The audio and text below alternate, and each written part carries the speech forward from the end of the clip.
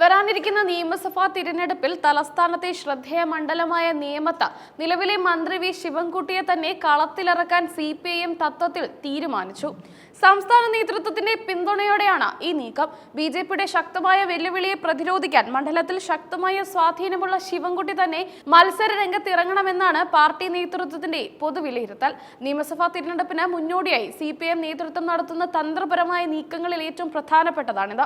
BJP സംസ്ഥാന അധ്യക്ഷൻ രാജീവ് ചന്ദ്രശേഖർ നേമത്ത് മത്സരിക്കുമെന്ന് പ്രഖ്യാപിച്ച സാഹചര്യത്തിൽ ഒരു കടുത്ത പോരാട്ടത്തിന് കളമൊരുങ്ങുമെന്ന വിലയിരുത്തലിലാണ് CPIM. മന്ത്രി ശിവൻകുട്ടിക്ക് മത്സരിക്കുന്നതിന് നിലവിൽ പാർട്ടി തലത്തിൽ യാതൊരു തടസ്സങ്ങളും ഇല്ലെന്ന് CPIM തിരുവനന്തപുരം ജില്ലാ സെക്രട്ടറി വി ജോയ് റിപ്പോർട്ടറോട് സ്ഥിരീകരിച്ചു. തുടർച്ചയായി 2 ടേം പൂർത്തിയായാൽ മാത്രമേ മത്സര രംഗത്ത് നിന്നും മാറേണ്ടതുള്ളൂ.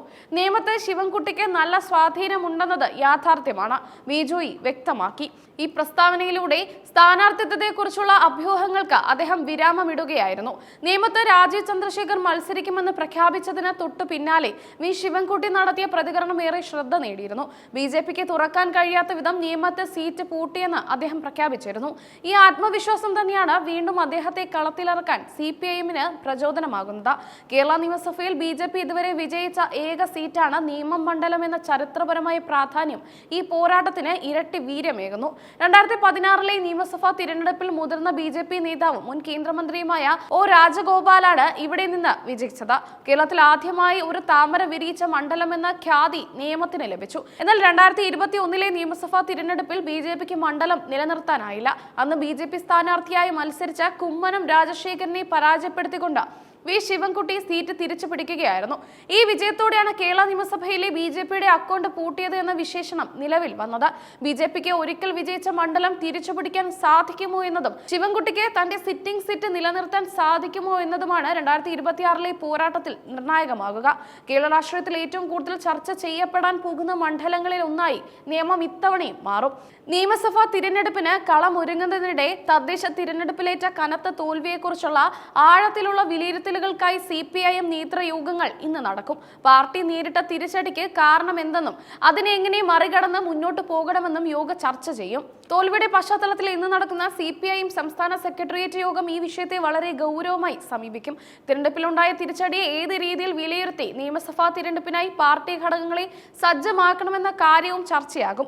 CPIM യോഗത്തിന് പിന്നാലെ നാളെ LDF യോഗവും ചേരുന്നുണ്ട്. ഈ യോഗത്തിൽ നിയമസഭാ തിരഞ്ഞെടുപ്പ് വരാനിരിക്കുന്ന പശ്ചാത്തലത്തിൽ മുന്നണി എന്ന നിലയിൽ ഏത് രീതിയിൽ മുന്നോട്ട് പോകണമെന്ന കാര്യമായിരിക്കും പ്രധാനമായും ചർച്ചയാകുക. തദ്ദേശ തിരഞ്ഞെടുപ്പിലെ പ്രകടനം മുന്നണിയുടെ പൊതു നിലപാടുകളെ എങ്ങനെ ബാധിച്ചു എന്നും വിലയിരുത്തും. 2026 നിയമസഭാ തിരഞ്ഞെടുപ്പിന്റെ കർട്ടൻ റേസറായി കണക്കാക്കിയ തദ്ദേശ തിരഞ്ഞെടുപ്പ് ഫലം ഇടതുപക്ഷത്തിന് വലിയ തിരിച്ചടിയായിരുന്നുവെന്നത് നേതൃത്വം തിരിച്ചറിയുന്നുണ്ട്. സംസ്ഥാനത്ത് ഗ്രാമ ബ്ലോക്ക് ജില്ലാ പഞ്ചായത്തുകളിലും മുനിസിപ്പാലിറ്റികളിലും കോർപ്പറേഷനുകളിലും UDF ശക്തമായ മുന്നേറ്റമാണ് നടത്തിയത്. വിശദമായ കണക്കുകൾ പ്രകാരം ആകെയുള്ള 941 ഗ്രാമപഞ്ചായത്തുകളിൽ 505 ഇടത്താണ് UDF മുന്നേറ്റമുണ്ടാക്കിയത്. LDFന് 341 ഗ്രാമപഞ്ചായത്തുകളിൽ മാത്രമേ മുന്നേറ്റം നടത്താൻ സാധിച്ചുള്ളൂ.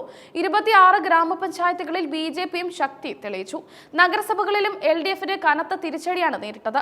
ആകെയുള്ള 86 മുനിസിപ്പാലിറ്റികളിൽ 54 ഇടത്ത് UDFും 28 ഇടത്ത് LDFുമാണ് നേട്ടമുണ്ടാക്കിയത്. 2 മുനിസിപ്പാലിറ്റികളിൽ BJPക്ക് മേൽക്കൈ നേടാനായി.